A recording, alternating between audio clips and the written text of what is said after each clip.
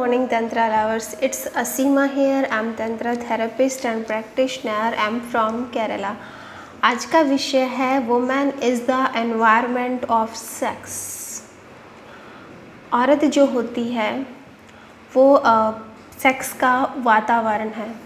यहाँ पर मैं कहना चाहूँगी, जब भी मैं वुमेन का या मेल का नाम बोलूँ तो वुमेन्स मीन्स फेमिनिन एनर्जी, और इसी प्रकार मेल मीन्स या पुरुष means masculine energy, dark energy और लाइट एनर्जी। तो आप इस तरह से विषय को समझने की कोशिश कीजिएगा।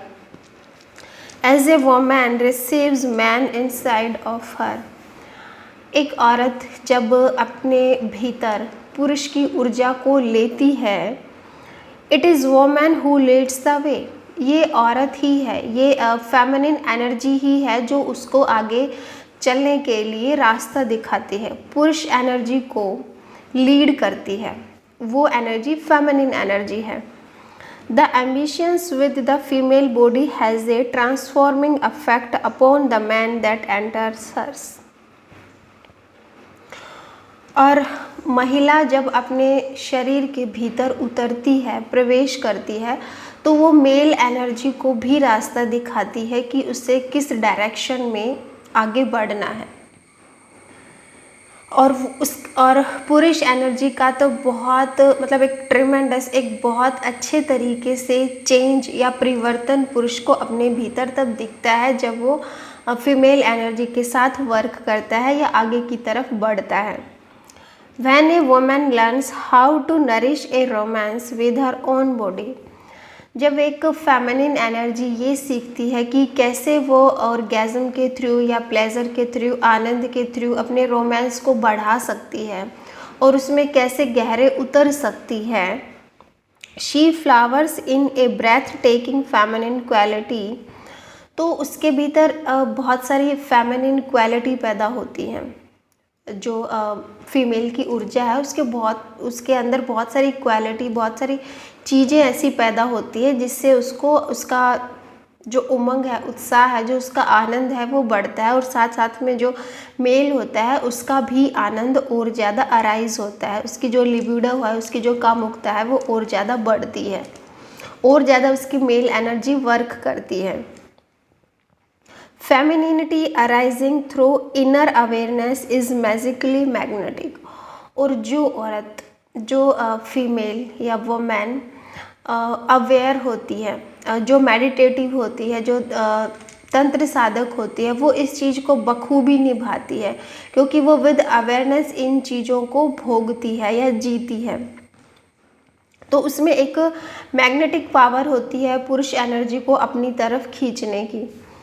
With inner focus, she enjoys resting within her life, क्योंकि उसका जो फोकस होता है, उसका जो सेंटर होता है वो उसका इनर होता है, वो उसके भीतर होता है, तब वो इन चीज़ों को एंजॉय भी करती है, बट उत्तेजित नहीं होती, उत्तेजना में नहीं जाती, बेहोश नहीं होती, क्योंकि बेहोशी अक्सर उत्तेजना में ही आती है जब हम जल्दबाजी में होते हैं, बट वो इन चीज़ों को रेस्टफुली, पूरे रेस्ट के साथ एंजॉय करती है। Rather than judging her appearance from the outside, बजाय कि बाहर की चीज़ों को जज करने के कि बाहर अच्छा हो रहा है या बुरा हो रहा है, वो अपने को एंजॉय करती है और सिमिलरली अपने साथ पुरुष को भी आनंद देती है। In this way she allows space for man to be the outside energy, इस प्रकार वो अपनी एनर्जी को भी चैनलाइज करती है अपने शरीर में, और मेल एनर्जी को भी चैनलाइज करने में हेल्प करती है कि पुरुष के भीतर जो एनर्जी अराइज हो रही है स्त्री के संपर्क में आकर मेल के अंदर भी फेमिनिन क्वालिटी डेवलप होती है, फेमिनिन क्वालिटी अराइज होती हैं, पैदा होती है। उसी प्रकार जब एक स्त्री भी पुरुष के संपर्क में आती है तो स्त्री के शरीर में भी जो मेल एनर्जी है वो एक्टिव होती है, वो अराइज होती है, वो पैदा होती है। जैसे हमारे भीतर कुंडलिनी पावर क्रिएट होती है, जन्म लेती है, इसी प्रकार स्त्री और पुरुष दोनों ही जब एक दूसरे के संपर्क में आते हैं तो दोनों ही तरह की क्वालिटी उनके भीतर डेवलप होती है या एनर्जी पैदा होती है। तो अगर स्त्री अवेयर है, मेडिटेटिव है, तो वो दोनों की ही मदद करती है कि उस एनर्जी को किस तरह से चैनलाइज किया जाए, कैसे वो हमारे जो 7 सेंटर हैं उन पर वो सेक्स एनर्जी वर्क कर सके। In man, a deep restfulness and satisfaction arises when his energy is received and absorbed and returned to him. इस प्रकार फीमेल तो सेटिस्फाई होती ही है, मेल को भी सेटिस्फैक्शन और फुल प्लेजर मिलता है जो वो ऐसी वोमेन के साथ संभोग करता है। अब संभोग का अर्थ क्या है? सिर्फ जेनिटल एरिया का घर्षण नहीं है। जो मेल एनर्जी होती है वो भी हाफ होती है और जो फीमेल एनर्जी होती है वो भी हाफ होती है। तो दोनों एनर्जी जब एक दूसरे के संपर्क में आती हैं, एक दूसरे में मर्ज होती हैं, तो वो जो हाफ सर्कल था दोनों का वो कंप्लीट होता है।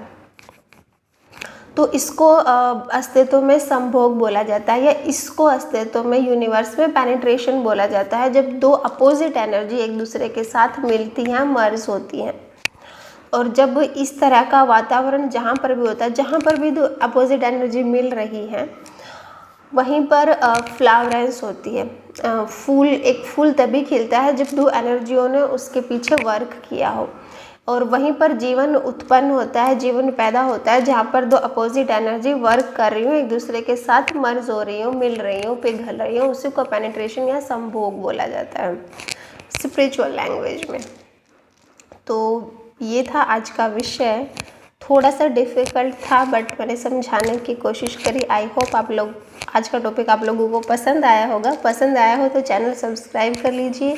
मिलते हैं एक और नेक्स्ट वीडियो के साथ। तब तक के लिए आप अपना ध्यान रखें। नमस्कार।